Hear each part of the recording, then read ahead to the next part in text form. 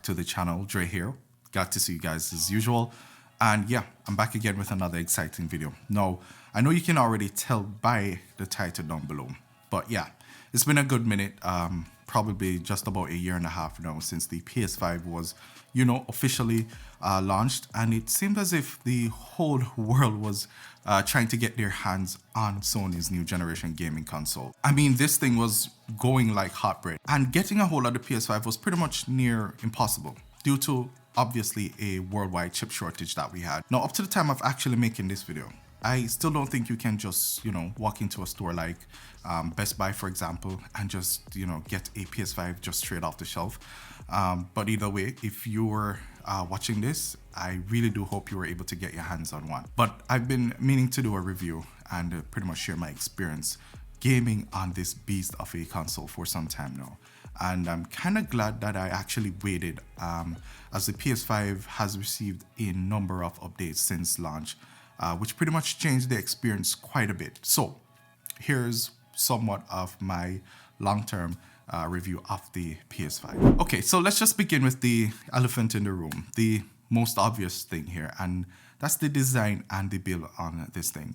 Now, my God, this thing is massive, and it's quite a hefty machine as well, pretty much making anything before it or even its competition just look like a toy. But the size on the PS5 has caused me to really rethink my setup to actually accommodate it, which isn't something that I really shouldn't have to be worrying about.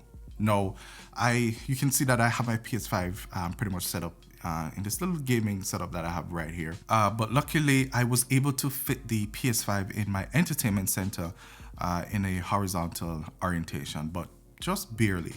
As such, I really do suggest you measure your available space before you set up a PS5 at home.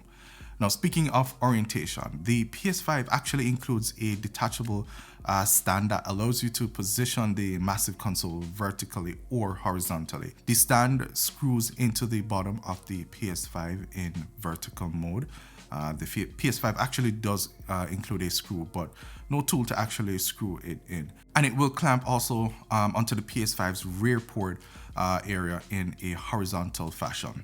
Now, it would be really nice if the PS5 actually included a tool for actually unscrewing the base, but I had, pretty much an easy enough time using a coin to attach and to remove it.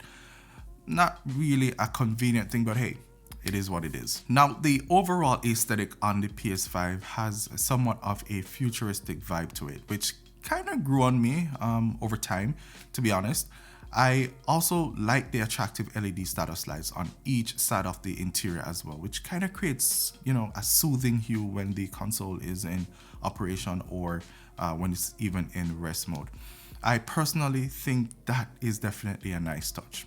Now, one of the aesthetic upgrades that Sony has introduced since launch is the availability of different color faceplates that you can now purchase to really customize the look of the console to better fit your setup, which is pretty sweet. Now, I didn't bother to change out the plates on my PS5 because I personally kind of like the white that already comes as a stock color on the PS5. Now, the glossy plastic down the center spine of the console is the part that I personally hated.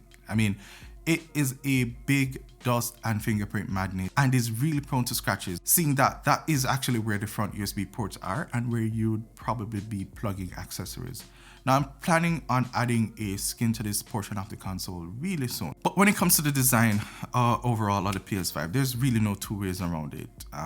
It's either you're gonna love it or you're gonna hate it. Now, the PS5 has actually a fairly standard array of ports, complete with some very welcome modern conveniences. You get a high-speed USB Type-A port up front, as well as a USB Type-C super speed port. In the back, you'll definitely find two super speed USB-A ports, an Ethernet jack, an HDMI 2.1 port, and of course an AC adapter. And also, just to add quickly, thanks to its massive internal fan on the PS5 and the large vents also along the inside of the chassis, the console actually stayed quite cool and mostly quiet during my time with it. Now, I rarely ever noticed any, loud noise coming out of the console even as I spend hours gaming, and I'll definitely get more to the performance a little later on in the video. But when it comes to the specs here on the PS5, it is actually technically an impressive piece of hardware. Now, there's new custom GPU that can push 4K resolution at 120 frames per second, and the octa-core AMD Zen 2 base CPU with 3.5 gigahertz of clock speed. And then you throw on top of that 16 gigabytes of GDDR6 memory and the 852 gigabytes of NVMe SSD. And this is a machine with some really seriously impressive specs, which is also capable of outputting 8K resolution. But we're still actually waiting for a firmware update from Sony for us to be able to do so. So essentially, the only real issue I have with the PlayStation 5's spec sheet is the amount of storage that comes available. Now, as I said, it's only using a 825 gigabytes of SSD, of which only just over 660 gigabyte is actually usable storage, instead of saying using a 1 terabyte or 2 terabyte SSD. Now, that decision was clearly made to cut down on the cost of the console, but it means that you can definitely run out of storage quite quickly if you're not being careful or picky about which games you keep installed, which is a problem that I personally find myself running into quite often.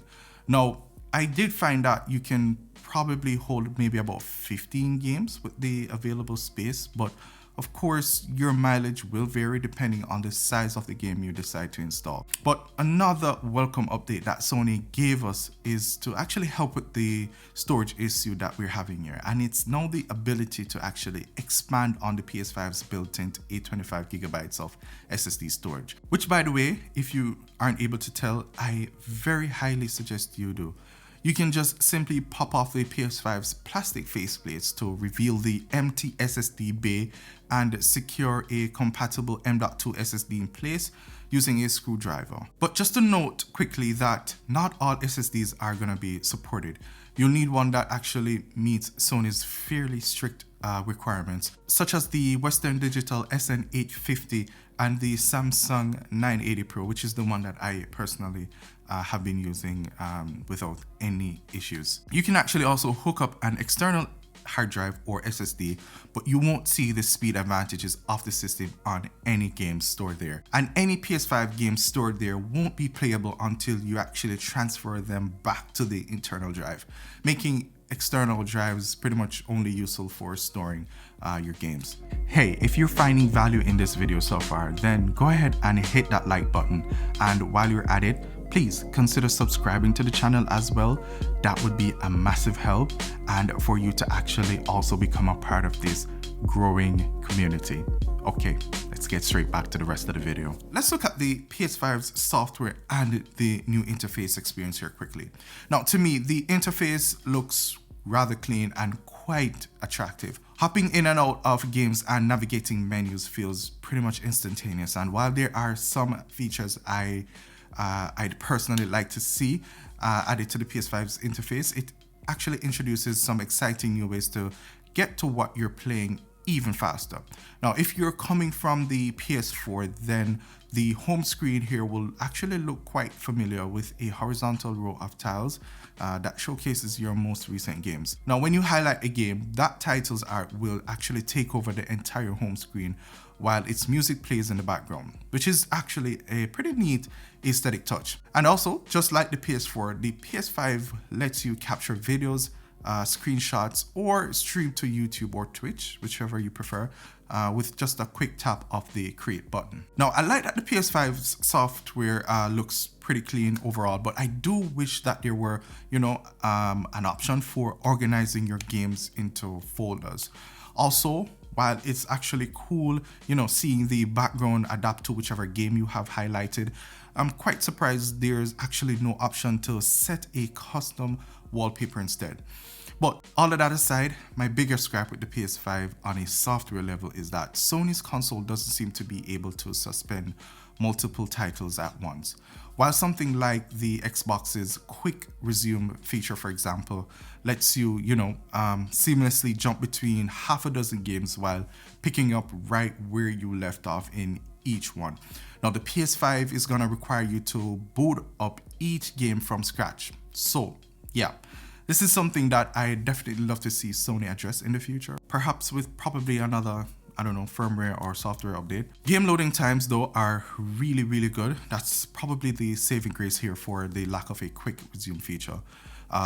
Load times are almost non-existent, really lightning quick. Trust me, there's almost no downtime to starting your favorite games.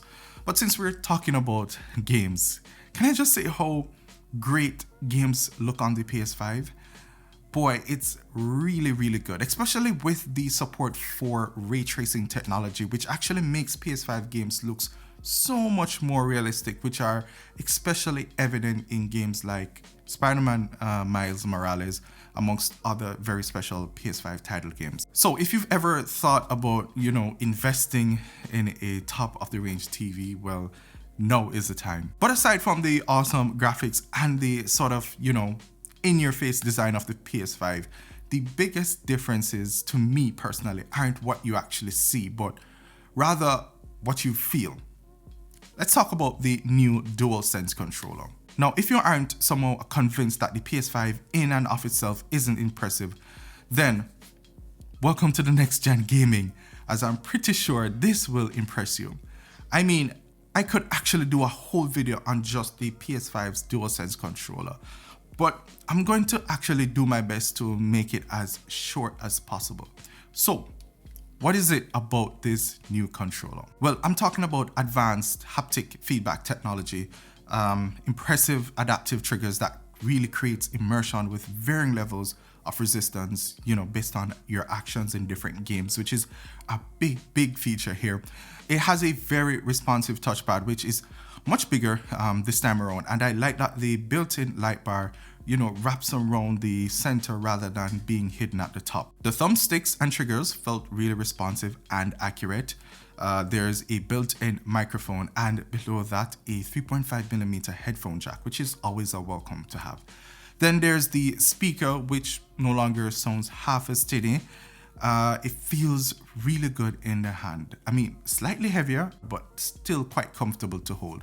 Battery life, based on my experience, is pretty good, really solid as well. Getting about 68 hours, so definitely no complaints there from me. I'm trying to actually think about something really negative here about the DualSense controller. I don't know, it might be a little bit too big for smaller hands, just to be very nitpicky, but it's really that good. It's really something that, in my opinion, you'd definitely have to experience to really truly understand how good this thing is.